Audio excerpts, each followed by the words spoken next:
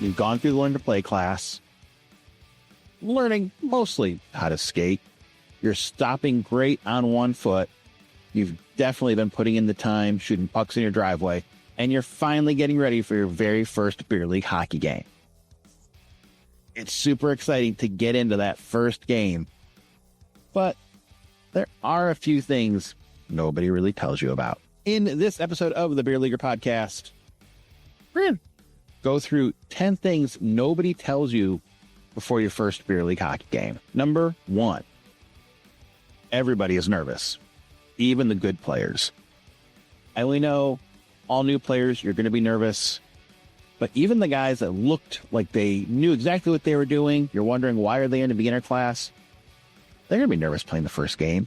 Even if it's not their first ever real hockey game, and they used to play, back in high school or something like that, and they haven't played in 10 years or 20 years, they're going to be nervous too. Everybody's going to be nervous. Big thing is, use that nervous energy as best as you can. It goes away after a little while. Maybe not the first game, maybe not the second, but it goes away. It gets replaced with kind of a nervous excitement to get out there and play games. So you don't really have nervous energy, but you still get excited for games. So it's a similar thing. But everybody out there is nervous. Everybody out there is a little bit scared from getting back on the ice, either for the first time or the first time in a long time. So just remember that. People will remember your effort and your hustle, not really your results. Flat out, the beginners, not good at hockey. Just how it is. That's why there's beginner classes. That's why you're not jumping in playing high-level hockey right away. The biggest things people are going to remember from the first games that your team plays is stuff like you kept skating, not necessarily how fast or how slow it was, but how much hustle you had. So don't pout about not making a play or not getting a great shot off. Don't act like a dick out there if stuff's not going your way. It's your first beer league game. Have fun. People are going to mess up. Embrace messing up, figure out what you did wrong, and try and do better next time. People aren't going to remember that you screwed up stuff. Everyone's going to screw up stuff. All right? So just embrace it, move on from it. Don't worry about it. Number 3, the game is always going to be faster than however you practice. That's just how it is. That's kind of true for pretty much every sport. But no matter how hard you think practice is or scrimmage is, the game is going to go faster. Mostly because everybody's kind of amped up and playing harder.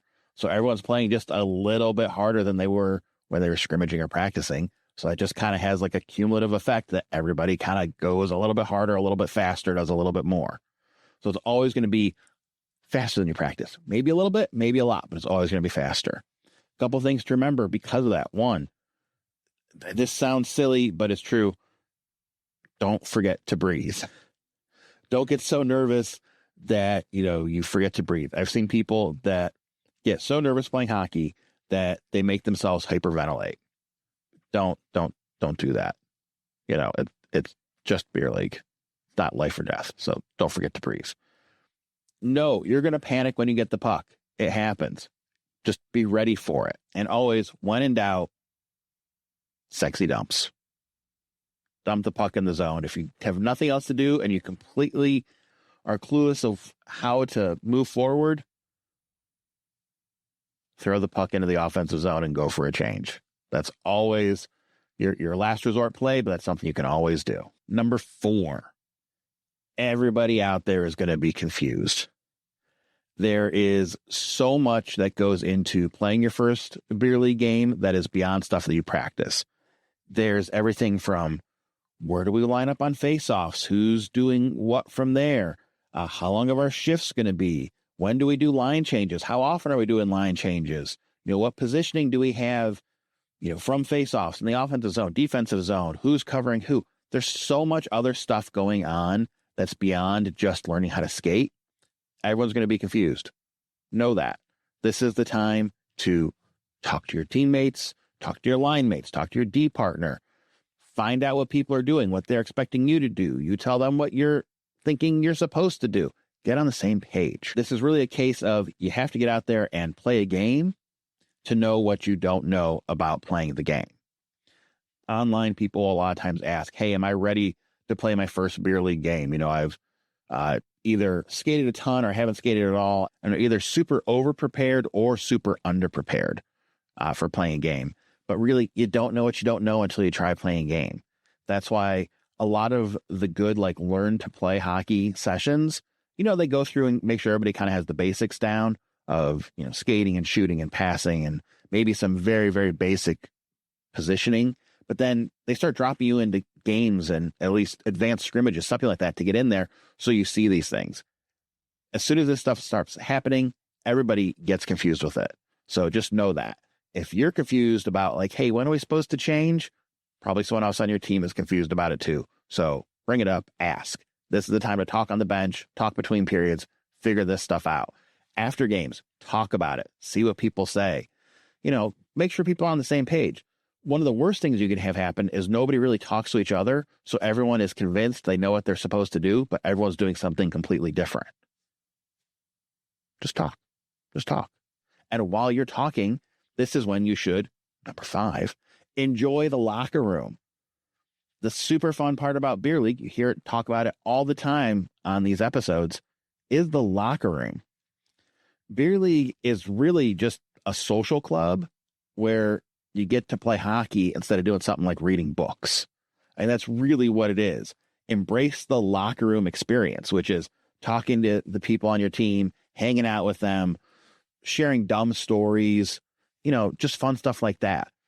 Embrace that. Embrace that early on. We've talked about in other episodes, like when we had Doug on and, he brought up the thing of be the person that says, hey, let's go out after the game. Be that person if no one's doing it.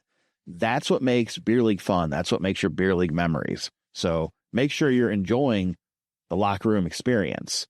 And that helps with the talking about things. Because if everybody's hanging out and everybody's pals, then you're not as nervous talking during the game about game-specific stuff. See how it all works together. Number 6, being predictable for your teammates is more important than being good, at least at the start. Like I said, talk to your teammates, see what people are expecting you to do, what they want you to do. Tell them what you're expecting them to do and what you want them to do. Get on the same page.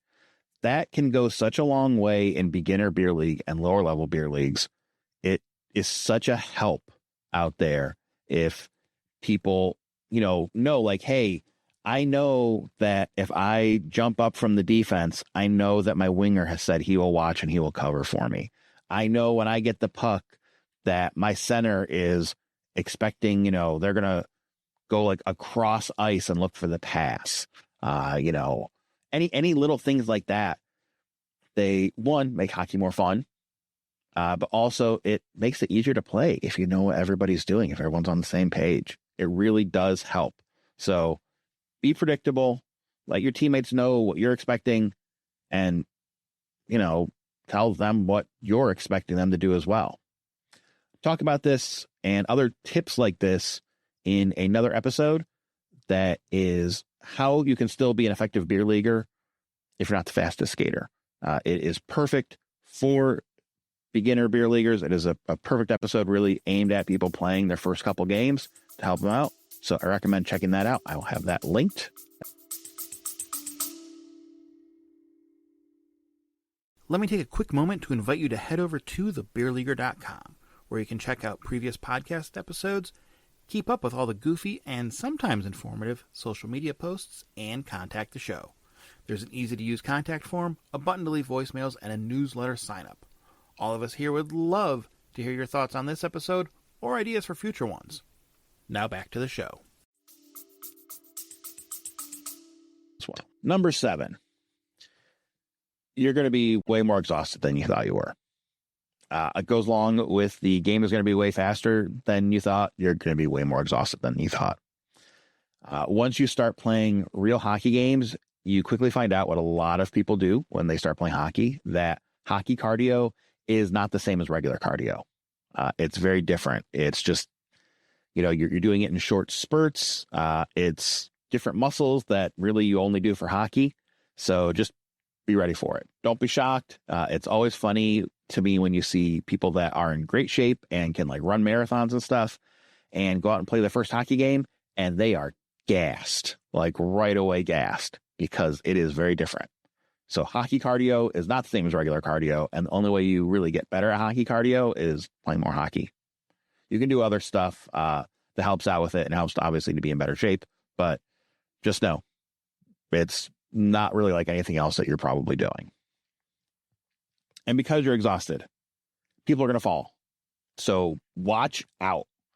If you're playing your first beer league game, I assume it's probably a pretty lower level game.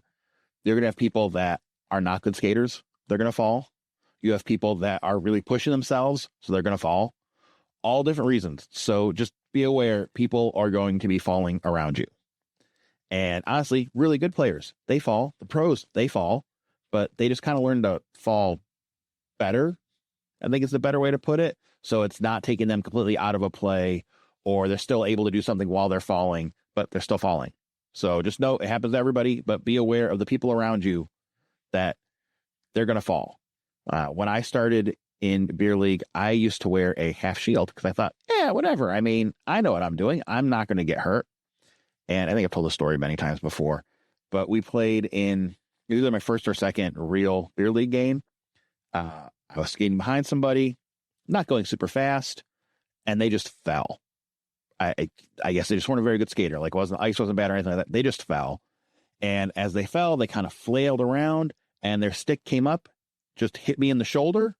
You know, they weren't trying to do anything. Nothing happened. It wasn't like the play was near here. They just fell. Stick hit me in the shoulder and scared the crap out of me. And after that, I went out and got a cage because that was kind of my wake up moment of, oh, it doesn't matter how good of a skater I am or how sure I am on my feet or anything that I do, people around me are going to fall.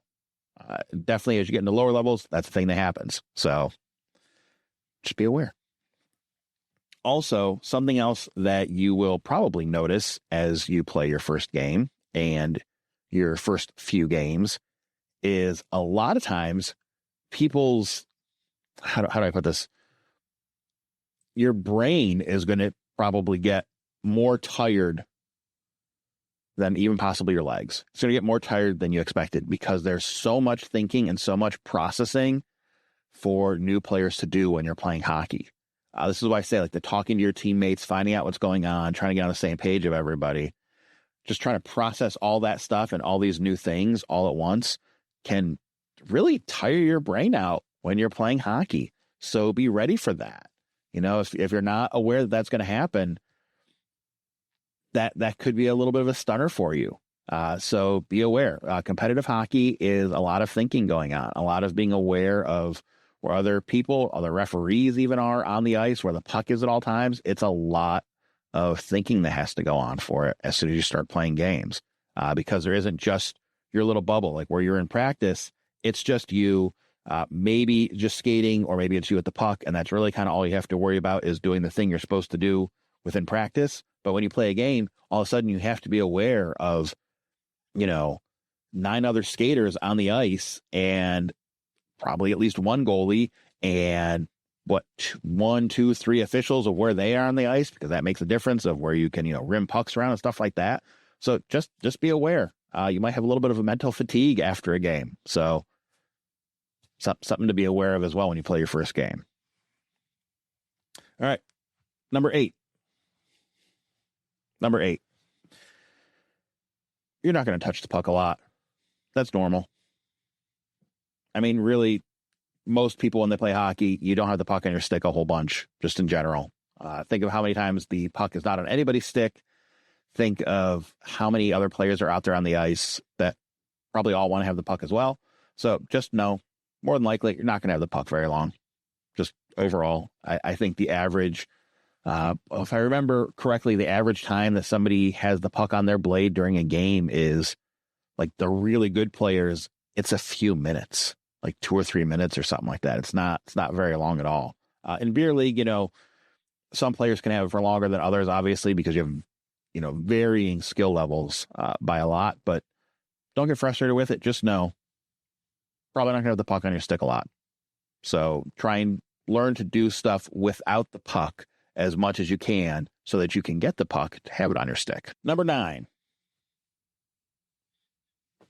you're going to remember every mistake you make way longer than anyone else. Listen, for beginner beer leaguers in your first couple games, your confidence usually swings hugely, even game to game, shift to shift, even within a shift. But just know you're going to remember the mistakes you made way longer than anyone else does. It's just the way it is. Everybody's always their harshest critic with stuff. This is one of those, I know I can tell you, and it sounds great to say, but you really have to kind of learn this and take it to heart that, people don't remember your mistakes from last game, probably. They're not going to remember them from games ago. Really, it'd have to be pretty epic for people to remember it. So just know that.